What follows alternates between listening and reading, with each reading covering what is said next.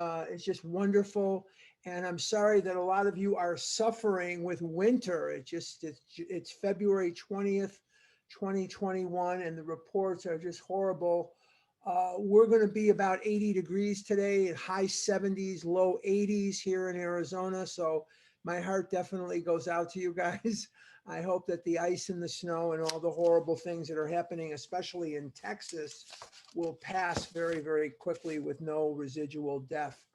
Um, we are in step 9. When we get started on today, we're going to be starting on page 82. But before we get there, let's kind of review what we've been doing.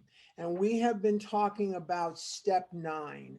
Step 9 is one of the steps where, not one of, step 9 is a step where we need a sponsor. We do not want to just go out there and blast out these amends.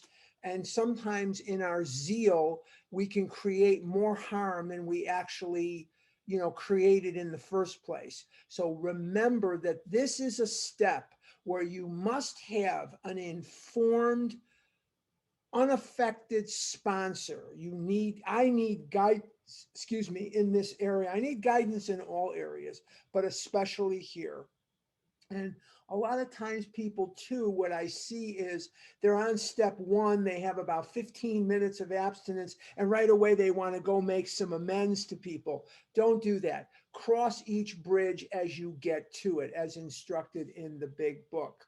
And when we talk about step 9, we are talking about restitution. We're talking about amends. Restitution is more Oxford group language, and amends is really AA language. Bill Wilson started to pull away from the Oxford group in late 1937, and the Akron group started pulling out in 1939. Clarence Snyder started a group in Cleveland of AA in 1939, which accelerated greatly Dr. Bob's uh, uh, approval of pulling out from the Oxford group movement.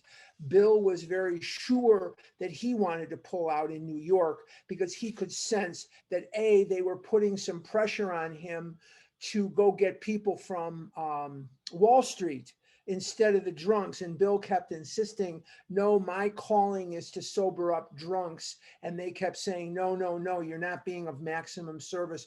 Go get us some guys from Wall Street. Well, what was the difference? The guys from Wall Street, they had money. The drunks had no money. And that's what the Oxford group really wanted, was for them to get some guys with some money. So anyway, we're looking at step 9. And in step 9, we're making direct amends to such people that we've harmed, except when to do so would injure them or others. And this is another reason that we need guidance, because in our fear, in our jealousy, in our tempestuous resentments toward people, in our human feelings, our fear, as I mentioned, we will convince ourselves that paying this money back that we've taken from this person or store or institution or group will harm my family. Well, you were smart enough to steal it. You'll be smart enough to pay it back. And as I said the last time we met, I paid money back to people that I owed. And I never missed a mortgage payment. I never missed a car payment. I never missed anything. And the bottom line is still this: there is a God and he will provide. So I have to really lean on steps 2 and 10 as I go about my 9th step. We're going to see when we get to step 10 that we vigorously commenced this way of living. Step 10, as we cleaned up the past, not after we cleaned up the past. So it's important for me to work 10 as I'm working 9, because otherwise the fear, the shame, the guilt, the resentment, the remorse will drive me right back into the food. And that's what I really want to avoid. So I want to lean on steps 2 and 10, understanding that I have a higher power, understanding that it's very important for me to work step 10. Otherwise, this fear, these jealousies, these emotions will get the better of me. And instead of making the amends, I will make the run to the candy store, the donut shop, what have you. And then I told the story of Ernie Gehrig. Ernie Gehrig was a very early member of AA. Actually, he was in the the Akron groups before there was an AA. He was in the Akron groups when we were still part of the Oxford group movement. And he and his wife moved there from Michigan, from Ypsilanti, Michigan, and they ended up in Toledo, Ohio. And in Toledo, his wife found out through the grapevine about a doctor in Akron that was sobering up drunks. So Ernie and his wife went to Akron in search of this doctor, and they came upon Dr. Bob and the Oxford group movement. And Ernie was quite the playboy. Ernie had lots and lots of girlfriends when he was in Michigan, and lots of girlfriends when he was in Toledo. And then when they got to Akron, he found girls there too. And his wife had her fill of this, and she said, the heck with him, I'm going to go get myself a boyfriend. He's not the only one that can play this game. I can play this game too. So she goes out in Akron and she finds a man to pay some attention to her. And it was a Friday night, and they were at the Oxford Group Movement meeting at T. Henry and Clarice Williams' home in Akron. And the wives were in the kitchen and the men were in the living room. And she mentions to some of the other wives that she showed him and she's got herself a boyfriend. And the Oxford groupers, the women in the Oxford Group Movement, they convinced Mrs. Gehrig, young Mrs. Gehrig, no relation to the baseball player that we're aware of, they convinced her that she needed to make a restitution to Ernie for doing what she did, that what she did was wrong and it must be confessed to, and she must own up to it, and she's got to go make some restitution. So the next day was Saturday, and Dr. Bob and his wife, they were out grocery shopping. They took the car and they were grocery shopping. It was a Saturday afternoon around 3 p.m., and she and Ernie are sitting in the kitchen, and she decides this is the time. And she lays this on him. She says to him, I've got a boyfriend. I'm sick and tired of you running around on me. I want you to know what it's like. There's a man and he's paying attention to me. And Ernie doesn't react quite the way she thought he would.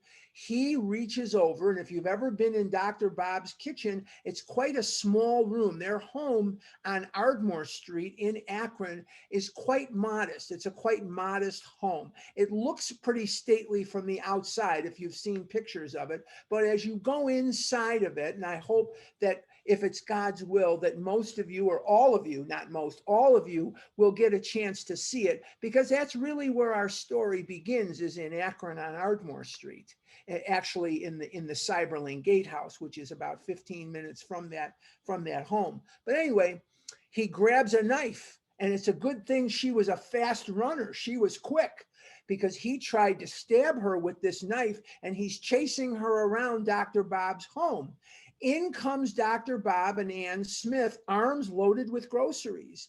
And Dr. Bob tries to get the knife away from Ernie, and he is trying to stab Dr. Bob, and he's trying to stab Ann Smith, and he's trying to stab his own wife. And Dr. Bob finally wrestles the knife away from him. Thank God no one was hurt. Thank God no one was hurt. And so Ernie was asked to leave. They said, you guys have got to go. You can't live here anymore. We can't live like this. So they had to leave, and they went back, and Ernie went into a mental health facility up in Michigan for what he had done. But the bottom line is, Ernie Gehrig is the reason the historical line of demarcation where we made direct amends to such people that we've harmed, except when to do so would injure them or others. What should Mrs. Gehrig have done rather than lay this on him when he didn't know? See, if he knew about it, that's one thing, then that's fine. But if he didn't know about it, telling him is just going to hurt him. What should she have done instead? Let's examine that for just a minute. What she should have done instead is she should have just stopped the affair. Stop and either work things out with your husband or not work things out with your husband and get a divorce, but you don't run around on your husband in those situations at that time under those conditions. She should have never laid that on him. So we have no right to cause further harm to another person. So we learn that historical lesson. And you've heard me say this before. You've heard me say that every time we come into a meeting of Overeaters Anonymous, we are walking in here on the shoulders of giants.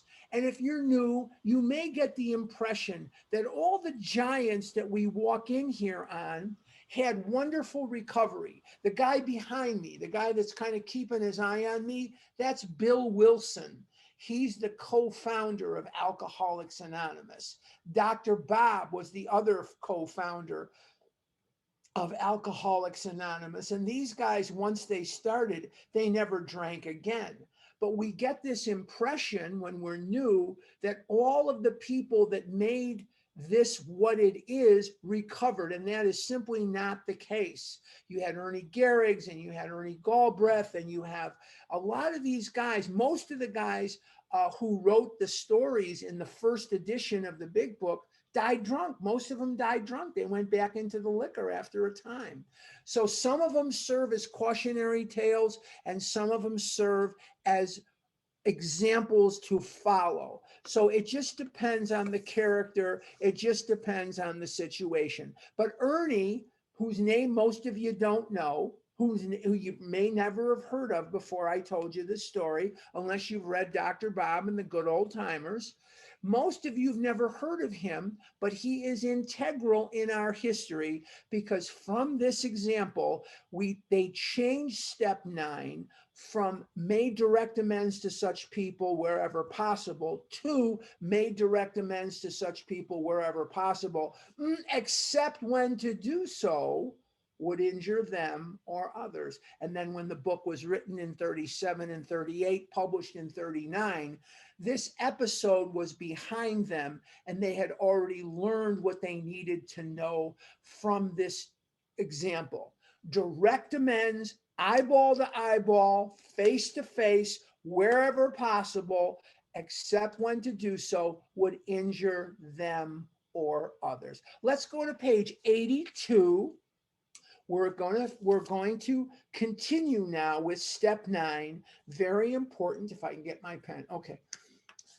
The alcoholic. I'm toward the bottom of the page on 82. I keep waiting for the Greek translator. Last week, everything I said had to be translated, and I keep thinking, I better stop. Well, now I've got to get back into my normal mode here.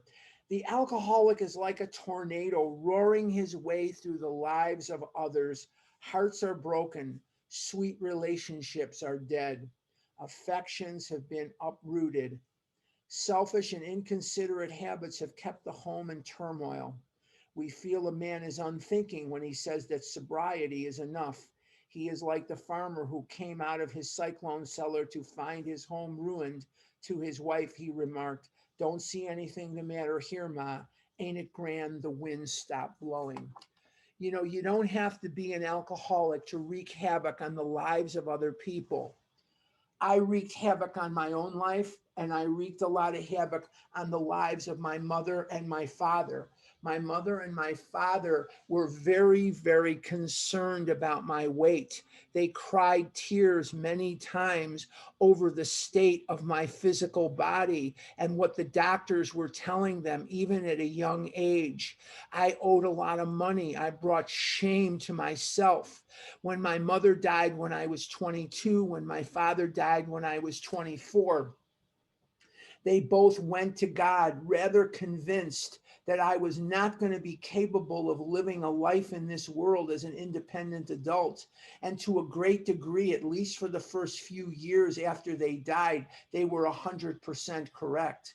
I lived in filth. I lived in squalor. I brought shame upon my name. I caused a lot of problems for a lot of people, caused them problems with money, caused them problems with lying, caused them problems through my own self pity, caused them problems because I couldn't do the things that they could do, and they didn't want to exclude me, but they really had no choice. I couldn't go to the singles bars. I couldn't do the things that they could do physically. I was ruined by this disease. My life was in turmoil.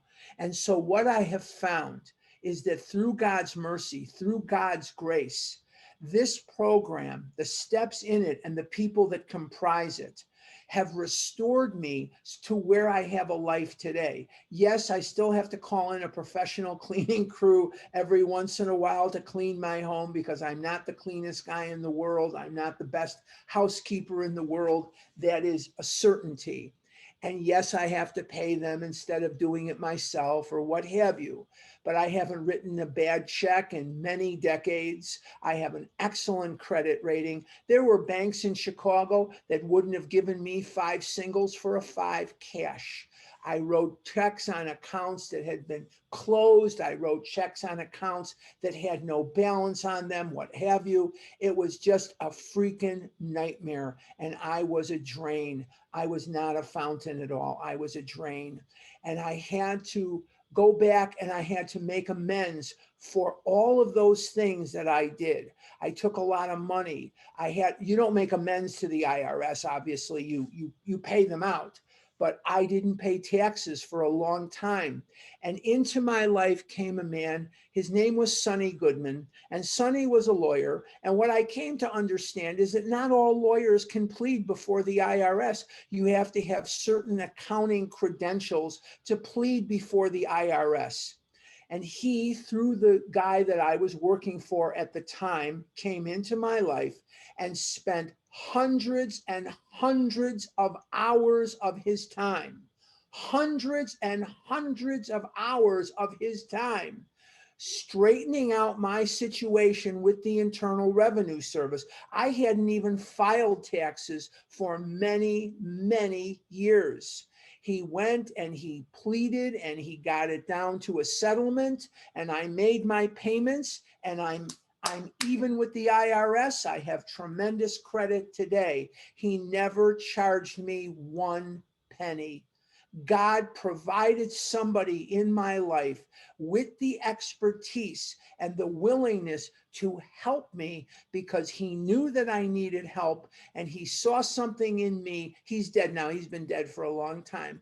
But I remember him fondly, and I owe a great deal of gratitude. And God sent many people to my life to help me through these peaks and valleys. He sent people. When God couldn't come, he sent you. He sent the loving, wonderful people of Overeaters Anonymous. I remember distinctly, and this has nothing to do with the 9th step, but I feel compelled to talk about it. And if I'm out of line, please forgive me, but I feel God asking me to tell you this.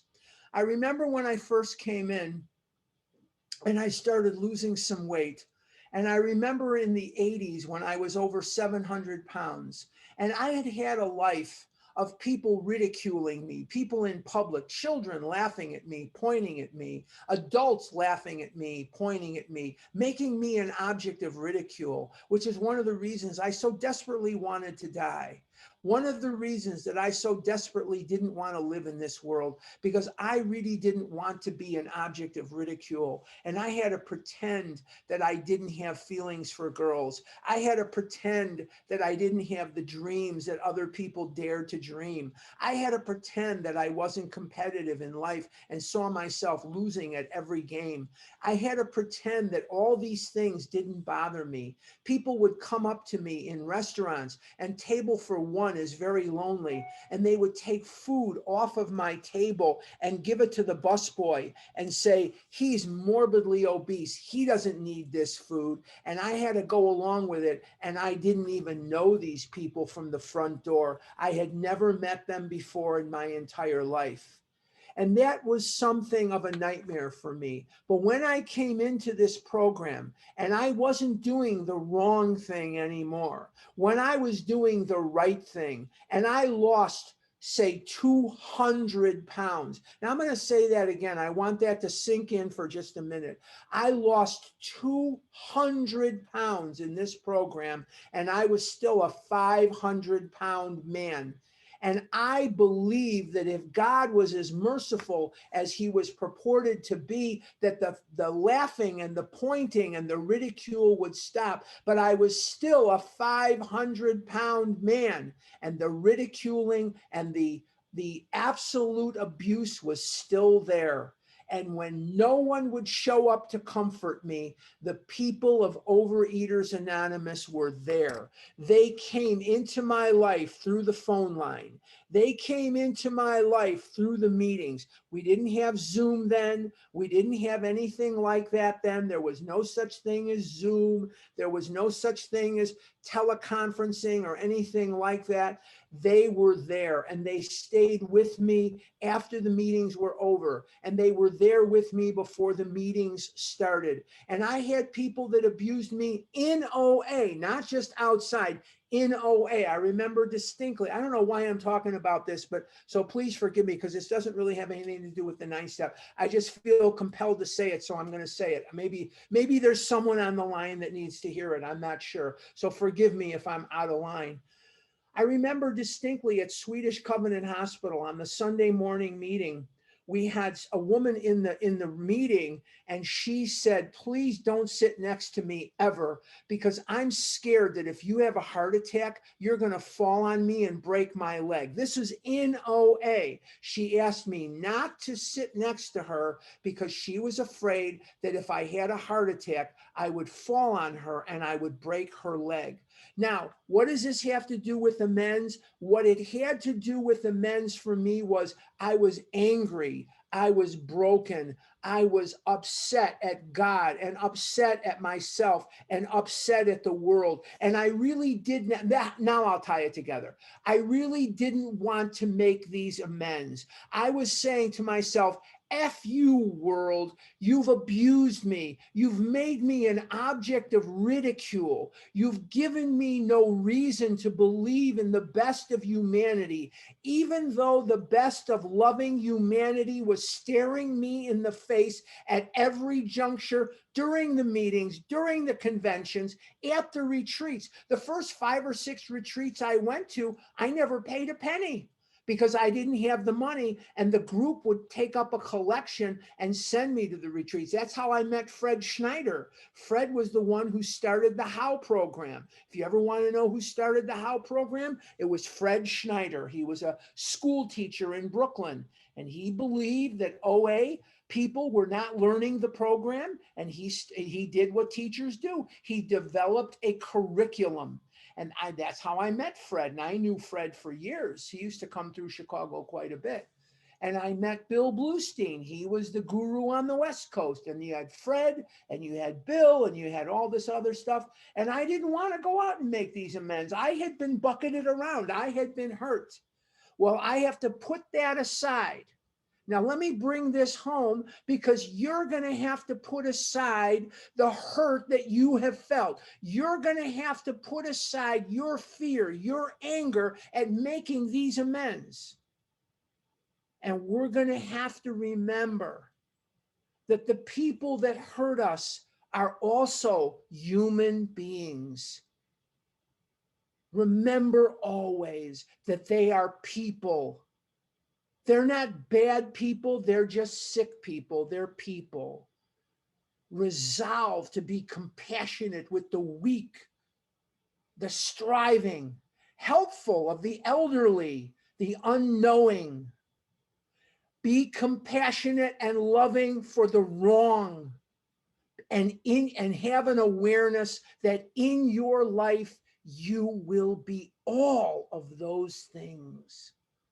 So the people that hurt you, that you now have to go make amends to, they're just people. They're just like us. They're people. And we will be there for you. God will be there for you. The steps work. Here's your guarantee. It's on page 88 of the big book of AA. It's your warranty. It's your guarantee. It is your life guarantee. It says on page 88 of the big book, it works. It really does. Trust this process and you will never go wrong. Okay, let's continue. Everything here is blooming. It's spring, and man, I must have used half a box of Kleenex last night as I was sleeping, and I've probably used most of a box already this morning. I'm on the top of page 83. I hope that makes some sense. Sometimes I confuse myself with where I go with things. Okay. Yes, there is a long period of reconstruction ahead. We must take the lead. A remorseful mumbling that we are sorry won't fill the bill at all. We ought to sit down with the family and frankly analyze the past as we now see it, being very careful not to criticize them. Their defects may be glaring, but the chances are that our own actions are partly responsible. We are not here to criticize somebody else. We are not here to point out the shortcomings of another person. We are here to clean off our side of the street. And here's another bottom line, boys and girls. Here is another bottom line. Remember that we are going to make amends and we are going to do the things that the big book tells us to do, not because these people deserve anything, but because we deserve to have the matter behind us. We forgive not because they deserve to be forgiven, but because we deserve not to be angry anymore. We make restitution not because they deserve restitution in some cases, but because we deserve not to have to carry that dreck around with us anymore. And let me tell you, there are few feelings in this world that are as euphoric, that are as soul-filling, that are as wonderful as making these amends. It is a wonderful thing. I've often said this. If I had a pill here, I don't have any pills, but if I had a pill here, let's just say this piece of paper is a pill, and I could give you this piece of paper and it would cure you of this, I would tear it up and throw it in the toilet because I wouldn't want to cheat you out of the journey. This is the most wonderful, the most miracle laden, the most loving, the most growth giving journey that you will ever take. Oh, the places you'll go. Oh, the people that you're going to meet. There are 129 of you on the line, right? 128 of you on the line right now. Somebody just got off the phone. Okay. Okay. Somebody just got off the Zoom, but that's okay. I don't take it too personally. What the hell? No, anyway, there are 128 of you right now. And you never know when you guys are going to meet up, be it a convention, be it a retreat, whatever, but you don't know where God is going to take you. Hold God's hand. Let him guide you through this. Let him take you on this magical mystery tour, and you will be amazed at where you're going to end up. So we clean house. I'm at the top of 83. So we clean house with the family, asking each morning in meditation that our Creator show us the way of patience, tolerance, kindliness, and love. What does that indicate when it says we ask each morning in meditation? We are already doing step 11 and 10 while we are doing 9. And that is a point of a lot of confusion for a lot of people. It references it right here that we are already doing step number 11. It also indicates, boys and girls, that this is a process. Many times, amends, particularly to the people closest to us, it is a process rather than an event.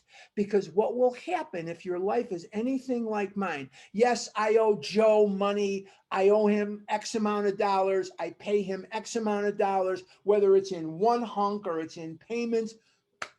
Then we're even, we're square, we're done. We usually go our separate ways. Maybe we won't, maybe we will.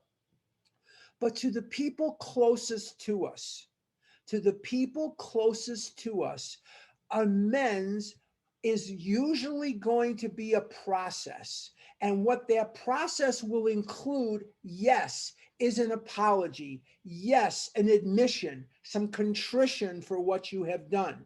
But things will become apparent as you move forward that you did or didn't do that you will want to clean up. And in some cases, you will sit down with them. And in a lot of cases, you will make a living amends. But I want you to make note for yourself that it references during step 9 that each morning in meditation, that means what are you doing already, boys and girls? You're doing step 11. Yes, the steps are in order, but we work them together. So they wouldn't have referenced it if they didn't know that you should already be doing it. Now we're going to come to the point of the book where we're ending with step 9 and we're going to get into the promises. Let's take a look at the next paragraph and let's see what we can glean from it. The spiritual life is not a theory. We have to live it. Living it is the most important thing. It's Saturday. I could sit in that synagogue until it falls down. Then after the synagogue falls down, I could go to a church. Then I could go to a different church, then a mosque, and then a temple, and then this and that. And I could pray, and that's great. I'm not knocking that. I'm not saying there's anything wrong with prayer. Prayer is wonderful. But in this program, unlike my synagogue when I was a child, I have to live these steps. I have to live it. This is an action program.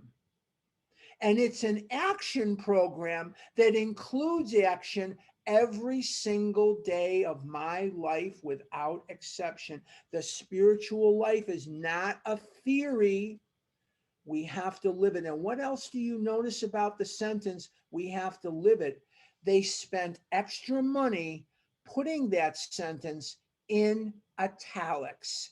Very, very important for us to remember that they spent extra money putting that in italics. Very important. Unless one's family expresses a desire to live upon spiritual principles. What are spiritual principles? The steps. He didn't want to keep using the same word, you know. He didn't want to keep using the same word again and again. So he went to writing school, the guy behind me, and he learned you have to use different words. We think we ought not to urge them. In other words, be the example. What did St. Francis of Assisi say? Here I am, a chubby Jewish boy from Devon Avenue in Chicago, and one of the people I love more than anybody is St. Francis of Assisi, a Jesuit Catholic priest. And what did he say? He said, preach the gospel. And if you must, use words.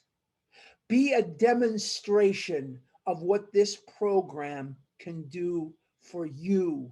Be a demonstration. Be that example of what it is.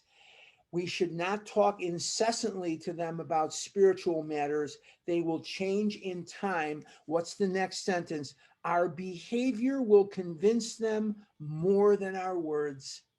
When they see that you are not quick to argue, when they see that you are not quick to fight, when they see that you are not fighting anything or anyone, even food, when they see you as a different person, many of them will want what you have. They will want what you have. We must remember that 10 or 20 years of drunkenness would make a skeptic out of anyone. These are people that you've lied to. These are people that you've hurt. These are people that have hurt you. These are people that have lied to you. These are people that have let you down. And maybe we don't see that we've hurt them too so often because we don't look for that. But indeed we have. And they have their own side of things. You know, they say there's three sides to every story. There's your side, there's my side, and then there's what really happened. And so we get this idea often, Joe and Charlie speak of this, that we are as innocent as the driven snow. Let me assure you, in most cases, we are not. We are just as human, just as flawed, just as defected as anyone else. We are bozos on the bus, and we have hurt them too. We must take a kindly view of them and a loving view of them. We cannot be out here preaching or not preaching. We cannot be out here saying we believe in a power greater than ourselves while we carry rancor in our hearts for God's children. If we are believers in God, then it is inherent on us, maybe not to love all of God's children, but to at least recognize that indeed that is what they are, God's children. We don't have to walk hand in hand with every one of them. It's not appropriate that we do that, but it's very important for us to take a kindly view of each and every one of them as children of a loving God. And I think that helps me, and hopefully it will help you. There may be some wrongs we can never fully right. We don't worry about them if we can honestly say to ourselves that we would right them if we could. I want to talk to you for just a minute about my mother and my father. My mother died in 1976 when I was 22 years old, but she was effectively lost to me when I was 4 or 5 years old. My mother had a lot of physical illness, but my mother also had a lot of mental illness. My mother was afflicted with mental illness in that she had 3 distinct personalities. She could be a screaming, raving lunatic. You never knew how long that was going to last. You never knew what you were walking into. She could be a 3-year-old, 2-year-old. She could be like a little kid, a little toddler, talking baby talk and doing silly little things that kids do. And she could be that little kid. And she could be a pretty normal, together human being. And I wanted her to stay in that personality that was the normal human being. And I was as abusive and mean to her as I could be because I blamed her and her mental illness for much of what happened in my life. I had a father who was much older than I. He was 54 years old on the day that I was born. He wasn't one generation in front of me, he was 2. He was older than many of the grandparents of my friends. And he didn't have any money. My dad was an immigrant. Now, there's a lot of immigrants that do very well in business. My dad was not one of those people. My dad struggled his whole life. He didn't know the language. He didn't know anything about business. He was scared to death of the world. He had seen the most evil, the most horrible, the most nightmarish cruelty that human beings could inflict on another human being. And he didn't understand why he alone lived. My father was part of a family of 40 people who in 1914 were obliterated off the face of the earth for no more reason than they celebrated Sabbath on Friday night and Saturday rather than on Sunday. And they were murdered, and they went from 6 weeks old to about 76, 78 years old, and they were murdered in their homes. And one person escaped, and it was him. He seldom asked why they were killed. He asked God why he alone was allowed to live in this horrible, cruel, mean world. Thank God he lived, or I wouldn't be here today. You guys would all have to find something else to do, something else to listen to, because I wouldn't be here had he not survived. And he often said to me, through tears in his eyes, he would say to me, the only reason that I lived is so you could be born in America. And he believed that being born in America was the greatest thing a human being could be. There was no greater honor. There was no greater joy. There was no greater felicity. There was no nothing greater than to be born in the United States of America. And that's what he believed throughout his life. But he was scared. So I resented them. I wanted Rob and Laura Petrie for parents, and I got Max and Virginia Grabowski. Very, very different. I wanted young, thin parents. My mom was close to 300 pounds. My dad was close to 250, 275. They were both compulsive overeaters. My dad was a nonstop smoker. Chesterfield Kings, one after the other, after the other, after the other. And lo and behold, he died at 78 years old in 1978 of lung cancer. And they were the parents that I got. They loved me. I never doubted that. I never doubted that they loved me. Never had a question that they loved me. They didn't love each other, that I can promise you. They hated each other, and they showed each other love with pots and pans flying through the air, and they would say things to each other that you wouldn't say to your worst enemy. And I'm growing up in this. And what I saw on TV sure didn't match what I was seeing at home, and it disturbed me. And I came into program in February 2nd, 1979. They were both dead by that time. So I never got a chance to make amends to them. They were gone. Also, there was a young man who lived in my building. He was a cute little boy. He was years younger than us. And in those days, when you're 10 and there's a kid that was 4 years old, that's quite a difference. Quite a difference, 6 years at that time. And I was pitching, and we were playing baseball. And I thought, wouldn't it be funny if instead of throwing the ball to the batter, I threw the ball and hit someone in the crowd? I thought it would be funny. And boy, it was. Everybody laughed, except little Wendell. I hit him with the ball. And he was 4 years old. And he could barely breathe. He was crying so hard because I hit. It was a softball. It wasn't a league, but still. He was humiliated and he was physically hurt.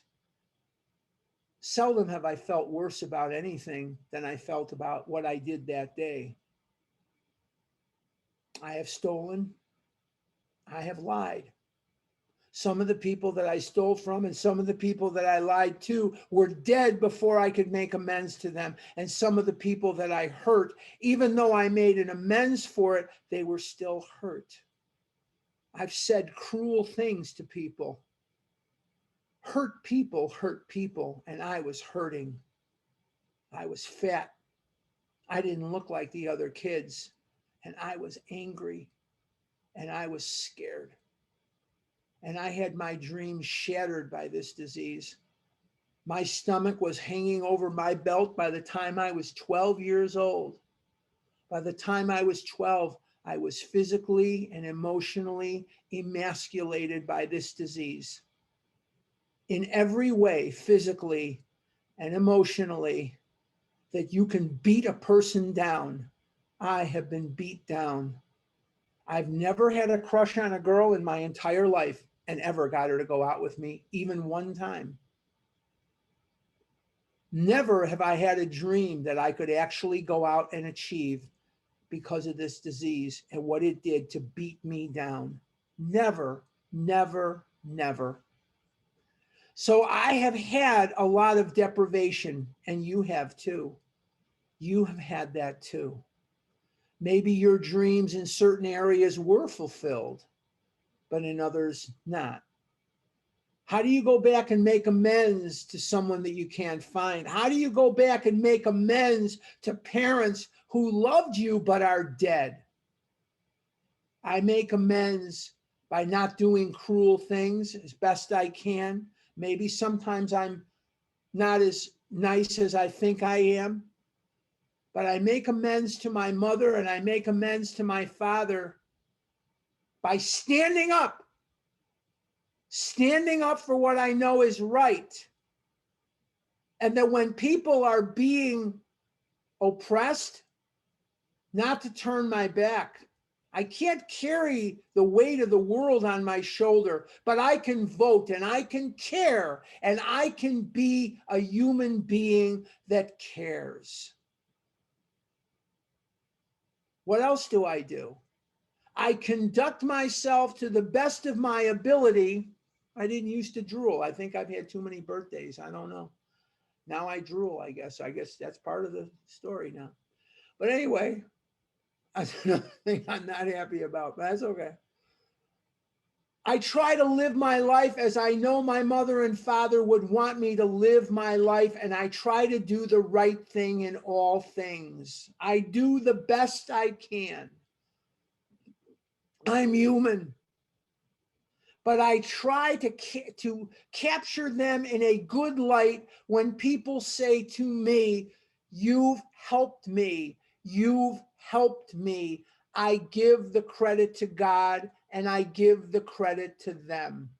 And I know that when I go to a retreat or I go to a convention, and sometimes the travel beats me down. I hate the connecting flights. You know, one of the things I liked about living in Chicago, when you live in Chicago, you don't know what a connecting flight is.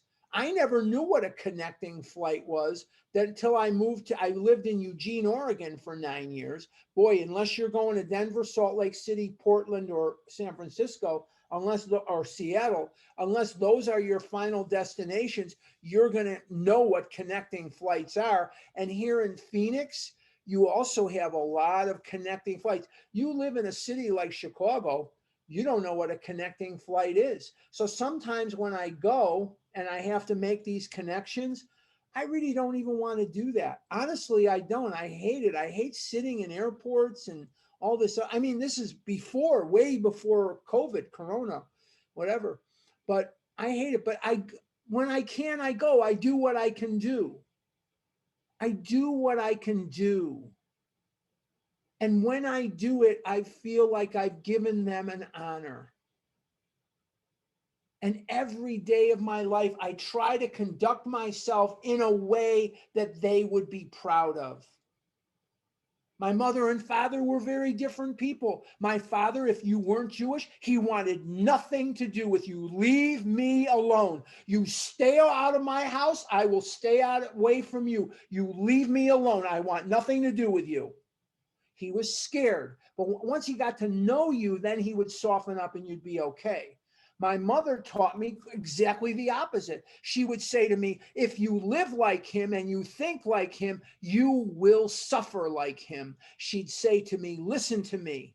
She'd say, you take a black person, you take a white person, you take a Jew, you take a Catholic, you take a Protestant, you take a Native American, and you dip them in Lake Michigan, and they'll be equally wet. That's what she taught me. My mother marched in the streets with Mahalia Jackson, who you don't even know who that is. Why am I mentioning it? But okay, my mother marched in the streets to bust the redlining that was going on in Chicago. What's redlining? Redlining meant that the lenders of mortgages and the insurance people would not give a person of color a mortgage or insurance to buy a home in certain areas that they wanted to keep restricted. And my mother marched in the street against this. And somebody threw piss on my mother. Okay, I'm not one to march in the streets. That's not who I am and whatever. Okay, that's fine. But the bottom line is that it had an impact on me. And when I I don't have to necessarily march in the street, but when I conduct myself in a way that says I'm standing up for the principles that you believed were so important, it gives her great pleasure. Maybe politically you're very different than my mom or my dad. I have no idea. I'm just telling you my story. I'm just telling you what I've experienced in my life, that somehow, someday, I'm not conscious of it every day. They've been gone a long time. 1976 and 1978 is a long time ago, but I have a picture of the two of them that I see every morning that I get up. And when I get up, it's in my upstairs. I sleep upstairs. I do everything else down here. I have a 2-story house, which I needed like a Luchen cup, which is a hole in your head. I bought it for the location, but I shouldn't have a house that's upstairs and downstairs. It's too taxing on me. But okay, for today I can handle it. But when I get up in the morning and I start my day, there they are looking at me. And I take a second and I say, "Hi guys, don't fight today. I'm going to do the best I can to make you proud. And if you've got any pull with the big guy up there, put the good word in for me, will you?" And I go on about my day. I go down the stairs and I do my step 11 every day. But I try to make amends to my mother and father and little Wendell, and I try to make amends to the people that I've hurt by not doing it again. I can't make much of an amends to them. They're gone. They're gone. But I can live my life in the direction that I know would make them happy. And so can you. Let's go back to page 83. I got a real sidetrack today. Sorry about all the chatter. Some people cannot be seen. We send them an honest letter. If you cannot see the person, you send them a letter and you put in there your contrition. Have a sponsor go over the letter with you. I write my mother letters on my birthday and her birthday. I write my father letters on my birthday and his birthday, and I pray for them, and I often write them letters on the date that they passed. And I let them know what's going on. And there may be valid reasons for postponement in some cases, but we don't delay if it can be avoided. We don't delay if it can be avoided, not the amends being avoided, the delay. We want to get on this. Don't drag your feet. You need a sponsor to keep you moving. We should be sensible, tactful, considerate, and humble without being servile or scraping. What does servile and scraping mean? That means you don't go to somebody and say, "Please be my friend. Please forgive me. Please understand. I'm doing the best." We don't do that. We are confident people. We are God's people. We are not going to be servile or scraping. They will either forgive you or they will not. They will either react favorably or they will not. It's okay. We're not in the results business. We are not in the business of eliciting a result from these amends. One of the most commonly asked questions that I get almost every week is, can I make an amends to somebody that I'm no longer friends with if I really don't want to be friends with them anymore? And the answer is yes. There's nothing in this book that says you have to be bosom buddies moving forward. You have to make your amends. You don't have to remarry them. You don't have to be bosom buddies with them anymore. You don't have to do any of that stuff. Life has moved on, but we need to make these amends. And we are not servile or scraping. As God's people, we stand on our feet. We don't crawl before anyone. Now, I don't want to start the promises today. I'd rather, because there's only 6 minutes, 7 minutes left. I'd rather lead off with the promises next week, and we'll probably take the full hour just on the promises. But what I want to remember, if there's anything to take away from today, it's this. We do the best we can. We move forward in these amends. We need a sponsor. There are amends that we owe to people that are passed away. There are people that we owe amends to that we cannot reach. What do we do about some of these things? We write them a letter. What else do we do? Let's say the person, like in the case of my mom and my dad, what do we do in a situation like that? We do the best we can after writing them a letter, and let your sponsor see the letter, because the first couple of letters that I wrote to my mother, he tore up in front of me. And the reason he tore up the letters, he says, this is not a letter of amends. This is an indictment. This is you telling your mother how her mental illness affected you. This is you telling your mother that if she wasn't crazy, you'd have had a better life. He says, I'm ripping this up. This is an unacceptable amends letter. And I had to go back and do it again. I had to do it 3-4 times. And then on the fourth try, I believe, or the fifth try, I wrote the letter. I showed him the letter, and he said, this is exactly what it is that you need to do. And before I go, I'd like to tell you the story of a very, very special amends that I had to make in my life. A good number of years ago, I had to go to an endodontist. Now, an endodontist is a dentist that specializes in root canal. You don't see too many endodontists today because most dentists today do their own root canal. So the whole science of endodontistry is really gone by the wayside. It's not really something that's viable anymore, but that's neither here nor there. I had to go to this endodontist. I had a root canal that needed to be done. And I walked in there, and his daughter was the nurse, and she ran the office and she made the appointments. It was him and his daughter. And she came in and she numbed me up. She gave me a shot in my, in your jaw, in your gum, not your jaw, in your gum. And she gave me the other couple, I think it was 2 or 3 shots that she gave me to numb me up, so that by the time he came in, I was already numb and he could just get to work. He walked in and he's looking at my file.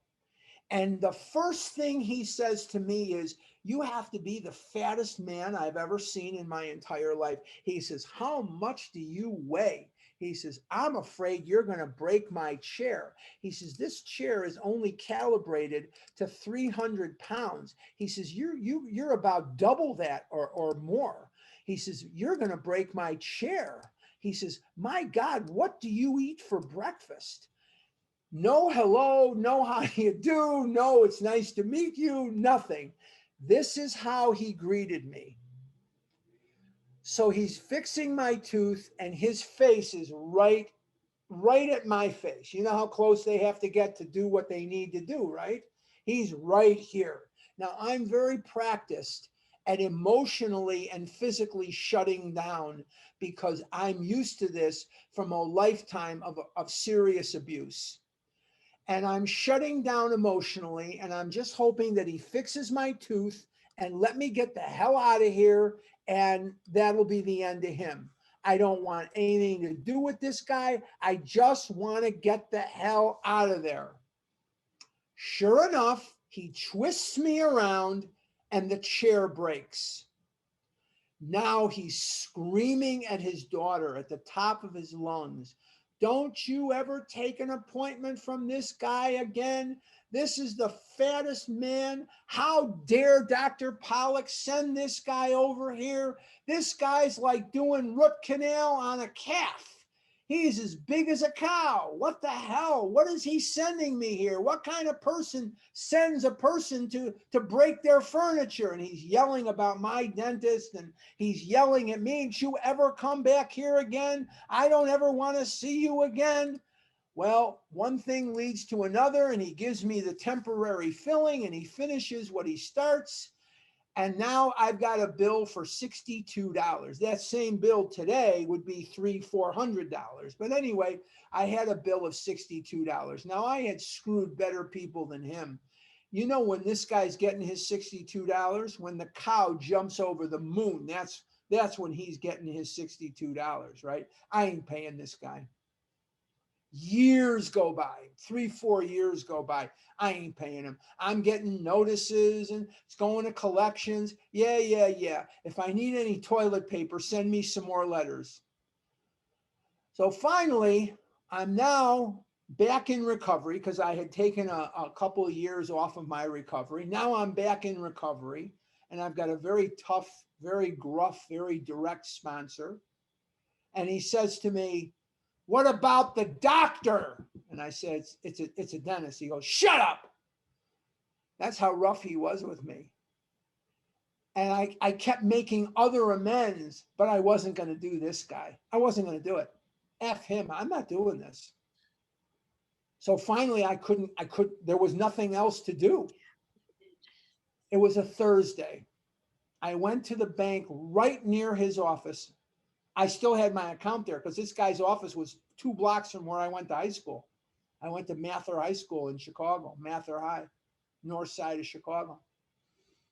I should have a Mather shirt. I have a Stepping Stone shirt. I should have worn a Mather shirt today. But anyway, I didn't. That's okay. And I go in there with a 50, a 10, and 2 ones, $62.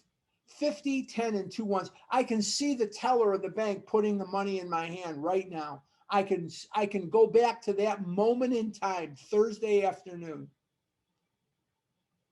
I go across and I see his daughter. And she was a looker. She was not somebody that I would ever have forgotten. But I don't see his name on the door anymore.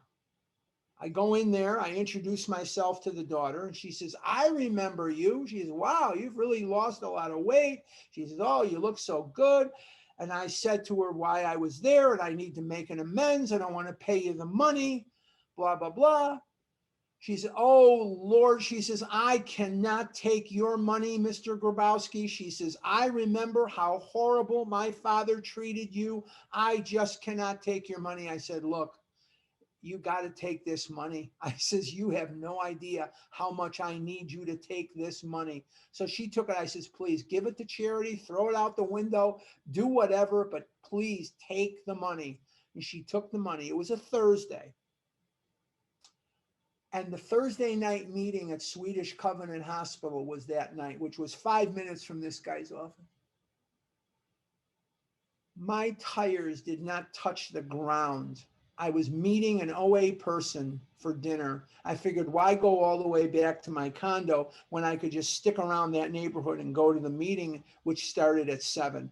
We used to get 150 people, the Thursday night speaker meeting at Swedish. We used to get 150, 200 people for that meeting. Now that meeting is 5, 6, 8 people. But anyway, that's for another time. I have never had a meal where I had to force the food down I didn't want the food. I didn't want the food. I shared at the meeting that night after the speaker, and the euphoria in that room, the love in that room was palpable. I felt close to God. I felt him right there with me. Challenge God. Make your amends. Do what you need to do. Don't hesitate. Get the guidance from a sponsor. Don't rush out there and make amends willy-nilly on your own, by yourself, making judgments. Run it past another person, but do it. Trust God. Trust this process. Remember, you have a guarantee on page 88, one of the most important sentences that the English language has ever produced. It's in the big book of AA, page 88. It works. It really does. Want me to say it again? It works. It really does. And these amends, this process, when done, according to the book, according to the guidance of a sponsor, according to what you see here, will emancipate you, provided you continue with your spiritual growth. If you don't, and you don't, do, continue, improve, and practice. If you don't do 10, 11, and 12, you will be tackled from behind by this disease. You won't know what hit you. So let's end today